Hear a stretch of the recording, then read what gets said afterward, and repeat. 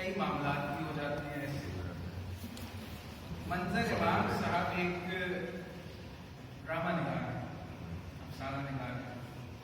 ان کا بڑا مشہور ڈرامہ ایک ایٹ ٹرین کافی عرصہ پہلے، کئی سالوں پہلے پی ٹی وی پہ لگتا ہے. تو یہ منظر صاحب کی تحریر ہے، دو ہاتھ دور، اور یہ کچھ کراچی کے فلیٹس کا ہی حصہ ایک ہے. حامد کے لیے آج کا دن بہت منحوس تھا. پہلے حادثہ تو یہ ہوا کہ فلیٹ سے نکل کر جب وہ لکڑی کی سیڑھی کے ذریعے نیچے اترنے لگا تو اچانک ایک سیڑھی کا تختہ ٹوٹ گیا اور اس کا ایک پیر اس تختے میں دھس کر خلا میں جھولتا رہ گیا. اب وہ بہت مضحکہ خیز پوزیشن میں پھنسا ہوا تھا. اس کا ایک پیر ٹوٹے ہوئے تختے میں دھسا ہوا تھا اور دوسرا پیر اوپر والی سیڑھی پر لٹکا ہوا تھا اور نیچے فرش تھا. اگر وہ تختہ مکمل ٹوٹ جاتا تو وہ سیدھا نیچے آ کر گر جاتا. اوپر سے کسی فلیٹ کے دروازہ بند ہونے کی آواز آئی اور سمجھ گیا کہ یہ خفی اکرم ہے. اکرم ایک بوڑھا آدمی تھا اور وہ بھی حامد کی طرح اکیلا رہتا تھا. اس کی باتیں دماغ کھا جانے والی تھی. وہ سیڑھیاں اترتے ہوئے حامد کے پاس آ کے رک گیا. ارے بھائی، آپ اس طرح کیوں لٹک رہے ہیں؟ جناب میں پھنسا ہوا ہوں، آپ خود دیکھ لیں، سیڑھی ٹوٹی ہوئی ہے. تو کیا ہوا؟ ایک جھٹکے سے اسے اپنے پیر سے اپنا حصہ نکال لیں. بہت مشکل ہے صاحب، میں کوشش کر کے دیکھ چکا ہوں. دیکھیے یہ تو کوئی بات نہ ہوئی. آپ اس طرح آپ نے پورا راستہ روک رکھا ہے، اب میں نے نیچے جانا، میں کیسے جاؤں؟ تمہارا کیا خیال ہے میں جان بوجھ کے پھنسا ہوں ادھر یا مجھے شوق ہے ادھر؟ اسی دوران نیچے والی منزل کا ایک آدمی اوپر جانے کے لیے سیڑھیوں پر آیا اور حامد سے نچلی سیڑھیوں پر آ کر روک گیا. او بھائی، کیا رولا مچا رکھا ہے تم دونوں نے؟ ہٹو ایک طرف، مجھے اوپر جانا ہے.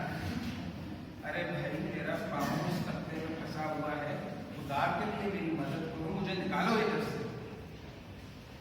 اب اس آدمی پر اصل سچویشن واضح ہو گئی تھی کہ ہاں یار، تو واقعی پھنسا ہوا ہے.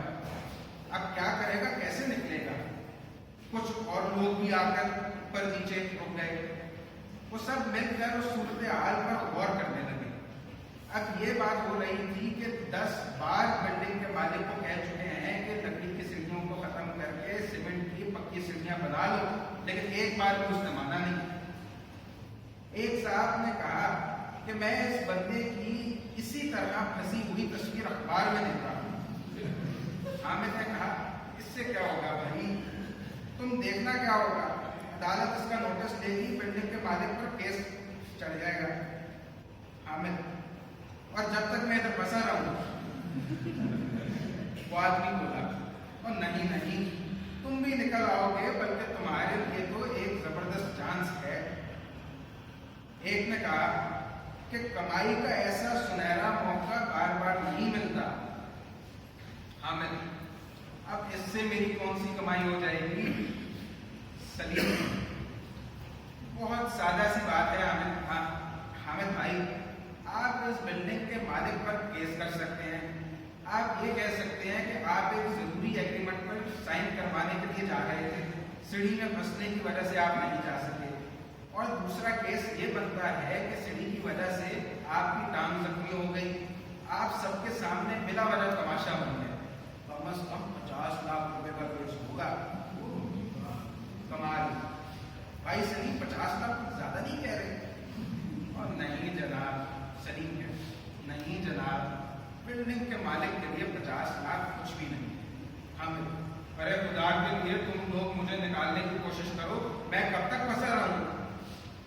ایک آدمی بولا: حامد بھائی، ذرا یہ بھی تو سوچو کہ آپ کی وجہ سے پوری بلڈنگ میں رہنے والوں کا کتنا بھلا ہوگا. یہ سیڑھیاں ختم ہو جائیں گی، پکی سیڑھیاں بن جائیں گی، اور اب آپ بلڈنگ کے ہیرو کہلائیں گے. اس دوران حامد کے فلیٹ کے سامنے والے فلیٹ کی شیلا بھی آ کر اس بھیڑ میں شامل ہو گئی. حامد کا دل اس کے لیے بے شمار بار دھڑکا تھا. اس کا بھی شاید یہی حال تھا. وہ بھی حامد کے اس کیس میں دلچسپی لینے لگی.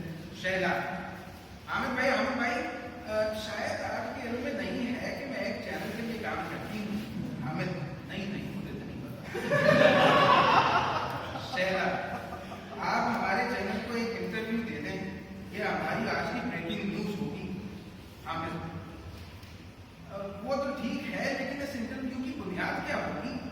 शैला, आप ये बताइएगा कि आप कितने हौसले वाले हैं, कितनी बर्दाश्त है आप में, आप किस अज़म के साथ इस मुसीबत का मुकाबला कर रहे हैं। आसपास के लोगों ने तालियां बजाना शुरू कर दी। हामिद की धड़कनें तेज हो गई। शैला पहली बार खुद उसकी तरफ मुतवज्जा हुई थी। अगर यह हादसा बर्पा नहीं होता तो हमेशा की तरह उसे नजरअंदाज करते रहती, बराबर से गुजर जाती। अब वो दिल ही दिल में इस हादसे का शुक्रगुजार हो रहा था। जहां तक उसके खुद फंसे रहने का मामला है, ये कोई इतनी बड़ी बात नहीं थी। वो जरा सा झटका देकर अपने पैर को आगे पीछे करके इस सीढ़ी से निकल सकता था। इस दौरान इनमें मिलने का एक आदमी आ पहुंचा। उसके हाथ में एक फाइल थी। उसने वकीलों वाला कोट पहना हुआ था। हामिद के लिए वो अजनबी था। उसने आते ही अपना तारुफ करवाया। नाचीज को तकलीफ फारूकी कहते हैं। मैं दीवानी मुकदमात का माहिर हूँ। इस हादसे का सुनते ही मैंने मालिक के खिलाफ केस तैयार कर लिया। अब सख्त और खसूसन आपके हामिद साहब साइन करवाने हैं। वकील साहब, क्या मालिक 50 लाख दे देगा? सलीम ने पूछा। वकील ने हंस के जवाब दिया, जनाब आप 50 लाख की बात कर रहे हैं, मैं 80 लाख का केस बना के लाया हूं। वकील के इस बयान पर जबरदस्त तालियां बजाई गई। शैला ने इस बार लगावट भरे अंदाज में हामिद की तरफ देखा और कहा, प्लीज साइन कर देना। हामिद, हाँ मैं करता हूं। बिल्डिंग का चौकीदार एक बड़े से शॉपर में होटल की चाय और बिस्कुट ले आया। ये चाय सुल्तान अहमद ने बनवाई थी। सुल्तान अहमद, भाई हामिद, मैंने सोचा कि तुम इतनी देर से फंसे हुए हो, कुछ खाया पिया नहीं होगा, इसलिए चाय और बिस्कुट मंगवा लिए। सुल्तान अहमद के जज्बे को देखकर बहुत सराहा। वाह वाह भाई सुल्तान साहब, क्या बात है भाई, क्या बात है। नीचे की मंजिल के उस्ताद मौजम के हाथ से चाय की 1 दर्जन प्यालियां आ गई थी। सुल्तान अहमद ने सबसे पहले चाय शैला को पेश की। मैडम चाय प्लीज। शैला, अरे मैं क्यों, हामिद को दें। सुल्तान, उनको भी मिल जाएगी, आप तो पहले दें। हामिद मियां, एक बुजुर्ग ने मुखातिब होकर कहा, जी फरमाइए। हामिद ने जवाब दिया, बेटा तुमको तो याद होगा कि मैं तुम्हारे वालिद का कितना अच्छा दोस्त था और मैं भी इस बिल्डिंग में ही रहता हूँ। हामिद ने कहा, जी आप फरमाए, बात करें आप। बेटा तुम्हारे वालिद मुझे बहुत अजीज थे, मेरा बहुत ख्याल रखते थे, तुमको भी मेरा ख्याल रखना होगा बेटा। हामिद, आप बात तो करें। बेटा सिर्फ 10 लाख, मेरी 2 बेटियां हैं, दोनों 5 में फारिग हो जाएंगी। हामिद, निबट तो जाएंगी, मगर 10 लाख आपको कहां से दूं मैं? अरे वो 80 लाख रुपए मिलेंगे ना बेटा, उनमें से 10 लाख दे देना, जिंदगी भर तुम्हें दुआएं दूंगा, मेरी बेटियां भी तुम्हें याद करेंगी।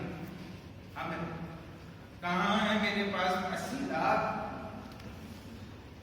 बूढ़े साहब बात कर रहे, मैं जानता हूं बेटा, मुझे इस वकील पर पूरा भरोसा है, वो इस मुकदमे को इतना बेहतरीन लड़ेगा कि तुम्हें 80 लाख दिलवा कर ही रहेगा।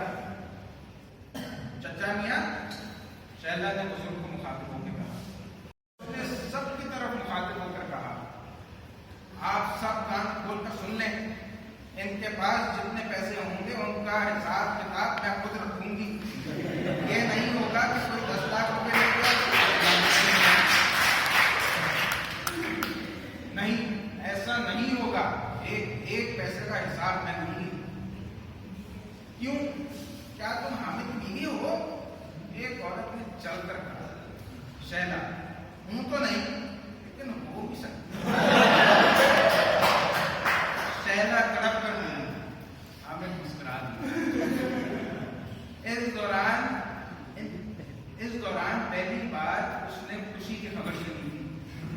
शैला की तरफ सजावट वाले अंदाज में देखा। अचानक एक औरत ने ऐलान किया, हामिद भाई आज रात का खाना मेरी तरफ से, आप बता दें आपकी पसंदीदा डिश क्या है। देखिए तकल्लुफ मत कीजिएगा। ये लो।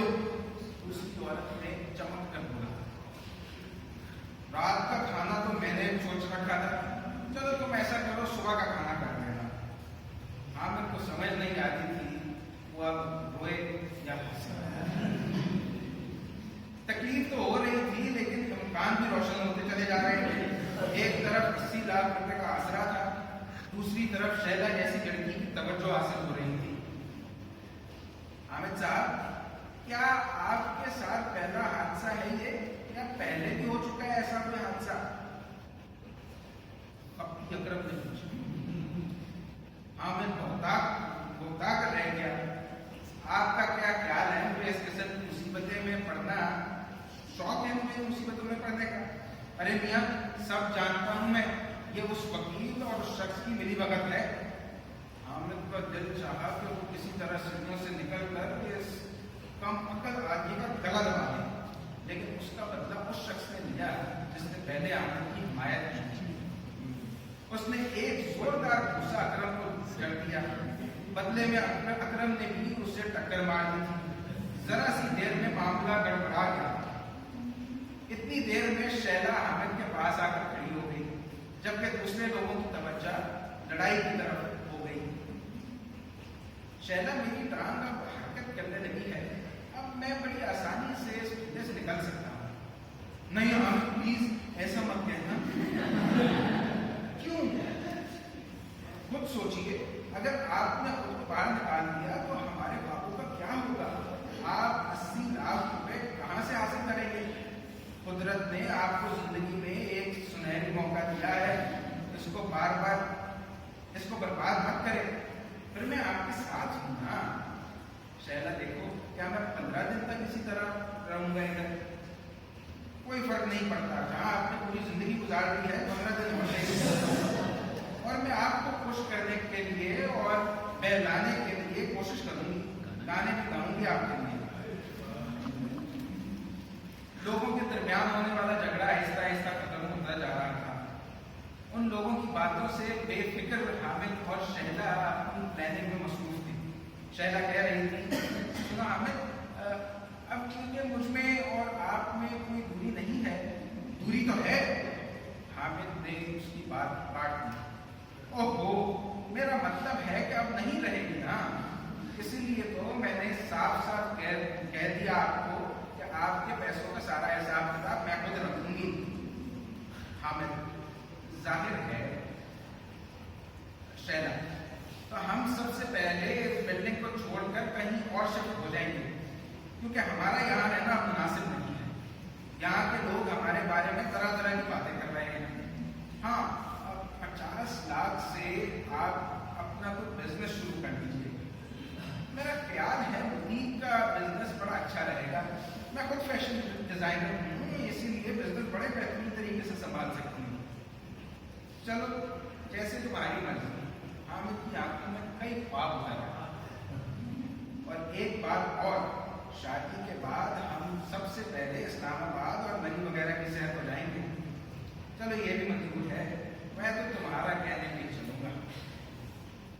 चलो फिर वादा करो, हाथ थाम के वादा करो मेरा। हामिद ने उसका हाथ थाम लिया। पहली बार जिंदगी भर की महरूमियों के बाद उसे किसी का लम्स नसीब हुआ था। और